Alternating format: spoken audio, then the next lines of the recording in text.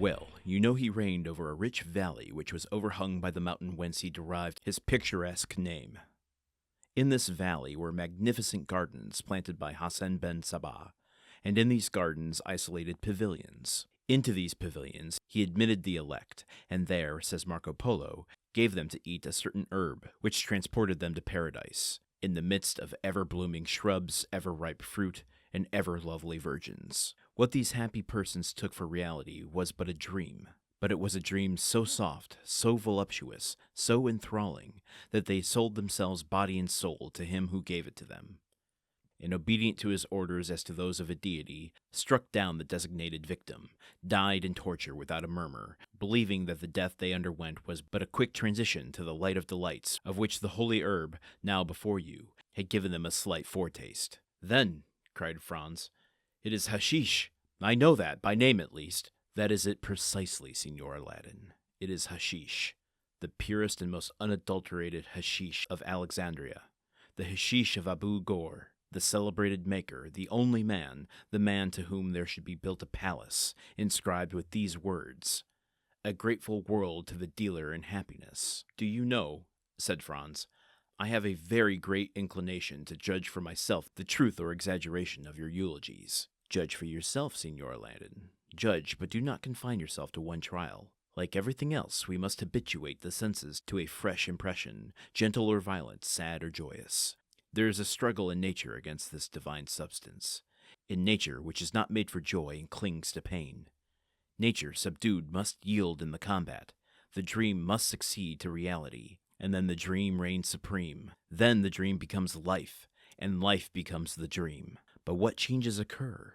It is only by comparing the pains of actual being with the joys of the assumed existence that you would desire to live no longer, but to dream thus forever. When you return to this mundane sphere from your visionary world, you would seem to leave a Neapolitan spring for a Lapland winter, to quit paradise for earth, heaven for hell. Taste the hashish, guest of mine. Taste the hashish." Folks, it is cold outside today. I am doing my best to stay warm. It is a balmy 1 degree, one single temperature. We got a degree of temperature today outside. It's one of those days where you just want to be wrapped up in a blanket with a cat on your lap and read a book all day. This morning, it was hard to tear myself away from my little reading nook looking outside, where I was reading Narnia, reading that for the first time. Once a year, my partner and I choose a book to read together, and this year we've chosen the Chronicles of Narnia, which neither of us have read before. So entering into a fantasy world, particularly a wintry one, was very well suited to this very cold, very snowy day in Wisconsin. But we've got a lot to unpack here today and wrap up about our August McKay conversation, so I won't waste any more of your time on being bundled up. Okay, let's talk about what's happening here in the story first, shall we? I said this mostly in jest yesterday, that what Dante is presenting here seems a lot like an edible. They are talking explicitly, as it is named, about hashish. And if you're curious, like me, I'm kind of like Franz in this situation. I've heard about hashish. I assumed it was like marijuana, but I didn't really know what it was. So I did a little research, and this is basically what I've come up with. And I'm going to throw in a Dumas fact here as well. Hashish is a cannabis product, but it is more of the resin from cannabis more than it is the dried plant material that you smoke. So you get this concentrate of cannabis resin, and you're able to put it into like paste or cakes or pellets. It's mixed into foods sometimes, so quite literally an edible. But an important distinction is that while all hashish is cannabis, not all cannabis is hashish.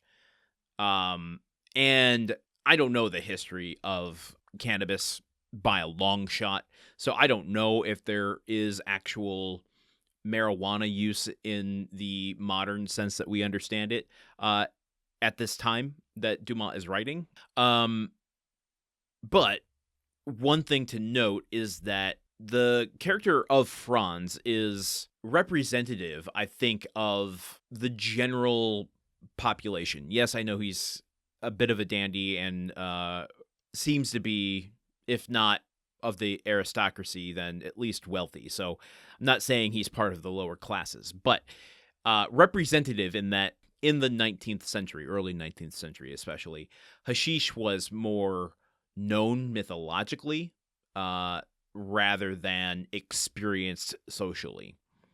What I mean by that is like it has an aura of like falling a little bit into this Mediterranean, Middle Eastern, Eastern secrecy, the Orientalism I talked a little bit about, where there's an exotic quality to it.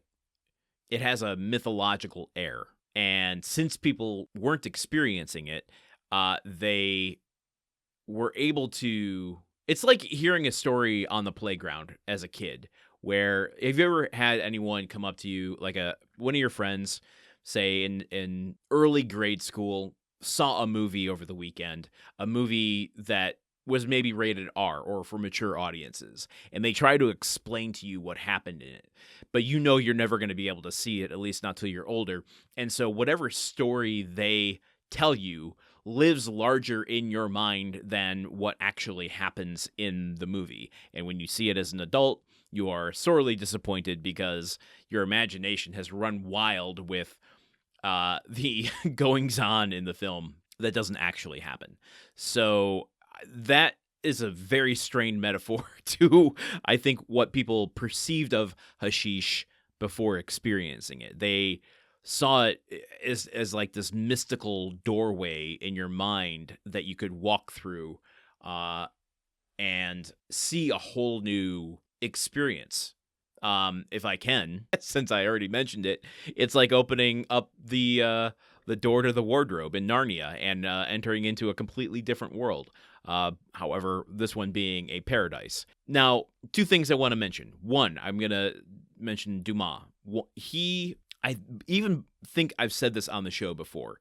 He was part of something called the Club des Hashishans, which was a Parisian group of writers and artists and intellectuals that met intermittently in the mid-1800s, and they took hashish in a very controlled and observational setting. They did it in order to kind of experiment with perception. They would use it to spark philosophical or artistic curiosity and ideas and discussion. They would use it as a way to reflect on the works that they were doing. Dumas even wrote about this a bit. However, I don't want to say that he was a hashish user. He certainly wasn't reliant on it. He didn't advocate for it. He just took it in order to better understand the nature of art and be able to discuss it with contemporaries of the time. Not too dissimilar from what you hear people talking about cannabis use today, though you do get the habitual use side of it today now as well. But let's talk about it in terms of Dante, shall we? It's hard not to speculate, and I'm really trying not to, but I can only give you my perception as each new bit of information comes by me. And in this passage, Dante is starting to feel a little bit like Aleister Crowley to me.